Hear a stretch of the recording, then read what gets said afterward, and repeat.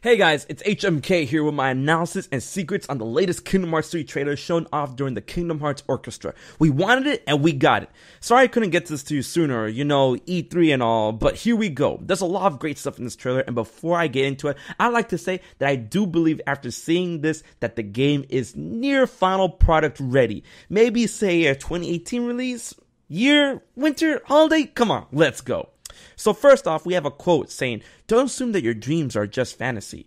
If you can imagine a world, believe in it and dive in." Off the bat, I think this directly relates in some form with Dream Drop Distance, the whole dreams and diving theme, but at the same time, the notion of the deep dive and dive to heart were always staples in Kingdom Hearts. But what happens next is something we've kind of seen before, and that is Sora diving into Mount Olympus. And this place looks amazing. You can see all the detail and backgrounds of all the buildings around Zeus's kingdoms. And man, this world is gonna be massive. Now, when it comes to Sora diving into the world, at first I speculate perhaps this would be a new way to enter worlds from your gummy ship or other mode of transportation. Like you would literally dive into certain sections of the world.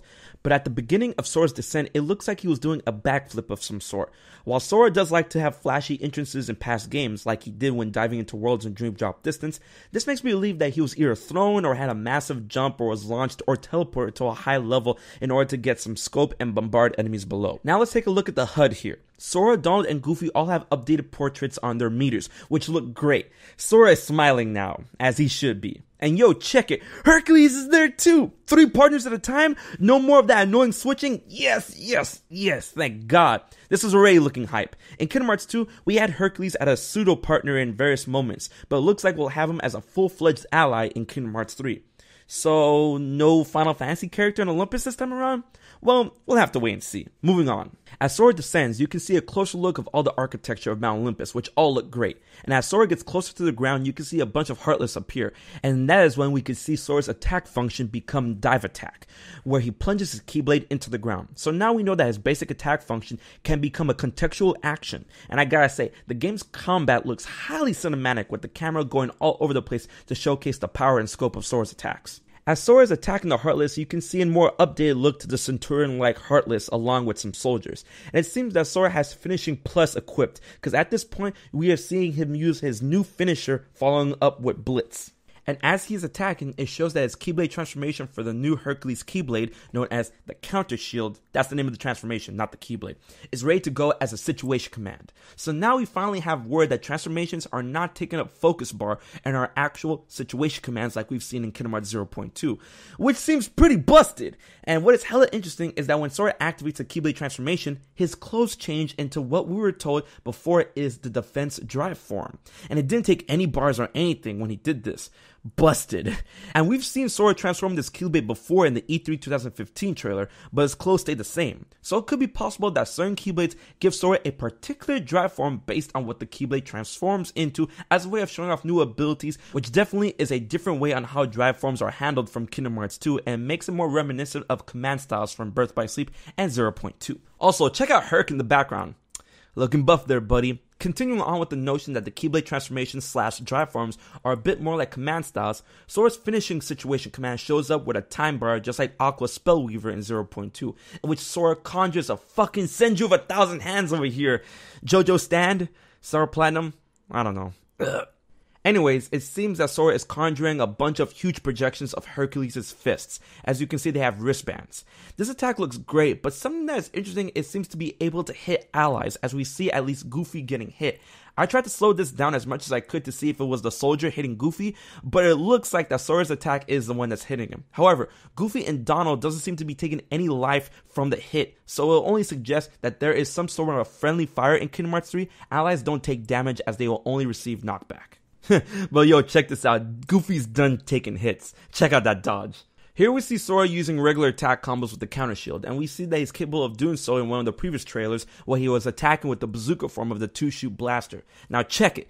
Sora, as we might have guessed, is capable of doing shot lock on his own and with Keyblade transformations, as you see him performing one with the counter shield. And he has 2 options, which are Unleash, which I assume is the regular shot lock attack, and Flow Chain, which is probably the Flowmotion like shot lock we saw in a previous trailer. As we can see here, this does take up his focus bar. I mean, something has to, right?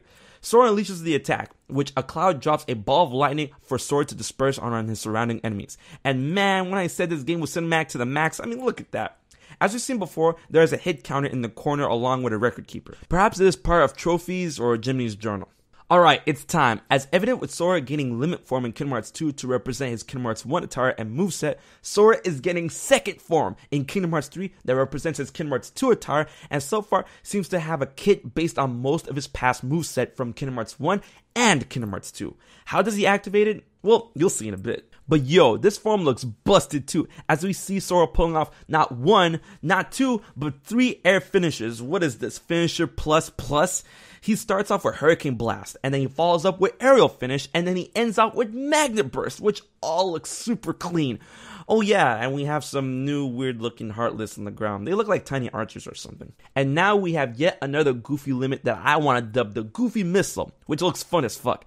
Look at them, Sora and Goofy looking all happy as fuck, about to wreck some Heartless. So Sora jumps on Goofy's shield and with an accordion effect, springs into the air, both of them, in which Sora grabs Goofy and hurls them towards the enemies and results in a shockwave. At first, I thought Goofy was thrown head first into the ground, which I would have thought was going to be a lot more funnier, but after slowing down the footage, Goofy merely lands on his feet first, riding his shield for the impact. Next up, we have some new cinematic pieces with Pete and Maleficent making contact with Hades. And yo, the detail in Pete's clothes, the fabric, the material, oh yeah. But that ain't even the best part. Yeah, Maleficent looks enchanting. Get it? Because she's from the Enchanted Dominion? Yeah, whatever. But yo, check out that Corridor of Darkness. But yo, Hades' model looks amazing. The smoothness, the detail, the fire on his head. Oh my goodness, Hades is my favorite model that is a Disney character so far. Man, Mickey, get out of here. The movement on Pete and especially Hades look great, and they don't look static at all. Hades' limp syncing is really on point and impressive. However, Maleficent looks pretty lifeless, even by her standards. But at the same time, I want to assume that the movements for this particular scene is going to be the new standard for the non-super active facial movements as we've seen in past Kingdom Hearts games. You know what I'm talking about, the certain segments where the characters would talk with painted on JPEGs on their faces that looked hella off, rather than full facial animations. This is definitely a step forward as the faces are indeed animated, but to a lower degree compared to the other scenes. As much as I'll love to see Square Enix fully animate every exchange on the level of their best, it looks like they won't be doing that once again, which isn't too much of a problem. Like I said before, this is a definite improvement. Now on to what they're talking about. It shows that Hades doesn't really have time for Maleficent and Pete's shit this time around and wants to focus on his own plans. But Maleficent only wants to know if there's a black box in that world. And we know what box he's talking about. What's in the box? But now I think we may have an idea. Whatever is in the box is more than likely heavily connected to the Book of Prophecies, as the Master of Masters is the one who wrote the Book of Prophecies and also entrusted the box to Lucia to hide. And Maleficent is looking for the book or something of its equivalent like the Data of the Worlds. So the contents of the box will probably have something to do with the Book of Prophecies. And from this we gather that Maleficent is probably going to be on her own behind the scenes quest for the box. Now we see Sora traversing a mountainside, still in his Kingdom Hearts 2 clothes, not his second form clothes. So this will probably be part of the very beginning of the game. Also, there's no Hercules in sight, so that points to that. And I gotta say, the rain effects here look great, and then fuck! The Rock Titan is trying to wreck our shit! And now Sora comes into contact with some shadows, soldiers, a large body, and some of those newfangled flying Heartless. But this segment has a lot to take away from. Off the bat, Sora has the Gauss spells at his disposal, Faraga, Aroga, Thundaga, and Blizzaga, while still in his Kingdom Hearts 2 attire. It appears to be the beginning of the game, so why does he have these powerful spells? Well, if you remember 0.2, Yensid said Sora lost most of his strength by then. He didn't say he lost his abilities. So it looks like Sora will retain the powerful spell pool from Kingdom Hearts 2. But, as I just quoted from Yensid, check this out. Sora hits these Heartless with these spells, and it hardly does anything. Gauss spells are supposed to chunk life out of enemies, but Sora couldn't even kill a shadow with Thundaga. Oh my god. So while it seems that you have your Gauss spells, Sora is weak as fuck in the beginning, and so it doesn't even matter at that point. But check this out, I knew I wasn't crazy. Sora is using Za spells in Kingdom Hearts 3 as part of his situation commands, similar to how Aqua got Ja spells in 0.2. But funny enough, those don't really do shit either. But as evident in 0.2, situation commands can once again stack in Kingdom Hearts 3. And what do we have here? Yes, that's a command for second form, baby. More on that in a little bit. Now we get to another area with Sora in his Kingdom Hearts 3 clothes, unleashing some more magic attacks. And as great as they look, they're still not doing anything to enemies. Maybe physical attacks will be different. Here we see one attack that seems to be part of a combo while using the counter shield. Now we finally get to the good part of the second form proc. As second form can obviously be seen as a drive form, it is indeed activated through a situation command. And when we slow down the footage, it shows Sora activating it using a situation command and transforming the way he would when you activate a drive form in Kingdom Hearts 2. But yo, no bar, busted. So it seems a lot more similar to a command style, and it works very similar to how we see Keyblade transformations, as going into forms activated through situation commands gives Sora access to different abilities not present in his base form. As we see right here, Sora is able to use Stun Impact as a situation command, and it looks great, although Sora's damage output is still abysmal. The next attack we see here, I can't really tell what it is, but my guess it has to be a sped up version of Ars Arcanum. But we do know that it is a limit, as whenever you use a limit in second form, the logo above the command menu turns yellow. And now something that I'm really excited to see is Sonic Blade being used in the air. Oh baby. But yo, a Soldier Heartless was able to eat the whole Sonic Blade and was fine. Dang, as busted as Sora looks, his damage is garbage. Xehanort really did tap him out. Next, we see him gliding on a rail using Flowmotion, but people have pointed out that this isn't a physical rail, but a water stream, and they said it was weird. But if you remember, Riku and Sora flowed off a water stream in Dream Drop Distance in Traverse Town, so this is really nothing new. And now we got Sora scaling up the mountain to engage the Rock Titan. Oh baby, this looks way better than the 2015 version of this fight. This game looks release ready, especially with the rain effects, yes! But what is weird is that when Sora runs up the whole mountainside, he goes straight into Flowmotion jumping. My guess is that when Sora scales up walls at that vertical angle, he has Flowmotion on standby as a way to keep the action flowing. Get it? Flowing, Flowmotion, whatever. He attacks the Titan, and Shocker hardly does any damage. But what is cool is that when Sora gets knocked off by the Titan, he's able to keep running on the mountainside as if he was Spider-Man or something.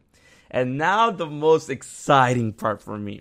Sora comes into contact with both Ansem and Xemnas at the Mansion Gate in Twilight Town, and have a discussion. Both Ansem and Xemnas look great, and people be clowning my boy Xemnas, but there ain't anything wrong with his model, alright, so suck it. In this segment, Xemnas does all the talking, while Ansem is in the backseat like the bitch he is. Xemnas seems to employ a similar animation method when speaking that we saw before in the trailer with Maleficent. While his mouth is animated, the lip syncing is a bit off and his overall face is kinda static, but hey, it's still an improvement. But yo, the conversation they're having. Xemnas tells Sora how does he expect to bring Roxas back when he should have never existed in the first place. So Sora is really trying to bring back his other self, his nobody, Roxas. More than likely for the Guardians of Light or for personal reasons, as Sora wanted Roxas to be his own person. I am so ready. Conversation continues with Xemnas saying there is only one way. So there is a way to bring him back. And that Sora has to call upon the darkness to accomplish this. Come on, Sora, you can call upon the darkness. Can you call upon the darkness? You know you want to call upon the darkness. And when Xemnas says this part, we're getting that full sweet animation which looks buttery. Also, another thing that was pointed out is that the zipper tag on the organization codes now match the tag on the original code of the Master of Masters. This could mean something, or it could simply be a graphical update to match. But yo, check out Goofy. He's all like ready to end lives and stuff. He's like, boy Xemnas, you better get that finger out of my boy Sora's face, dog, before you fucking lose it. You fucking shell of a person. Okay, Goofy, chill. And the trailer comes to the close with a new logo animation. And gasp, no now in development title. We are free from the curse. Oh yeah. And then next month, we're gonna get another trailer at D23. I'm ready. Y'all ready? So there you have it. My analysis and secrets on the Kingdom Hearts 3 Orchestra trailer. Did I miss anything? Or did you guys learn anything? Let's get the conversation going in the comment section below. I've got plenty of theories lined up, so be sure to like, share, favorite, and most importantly, subscribe to HMK for more Kingdom Hearts 3 news, theories, footage, and all that good jazz. So until the next one, I've been HMK, and I'll check you guys later. Subscribe.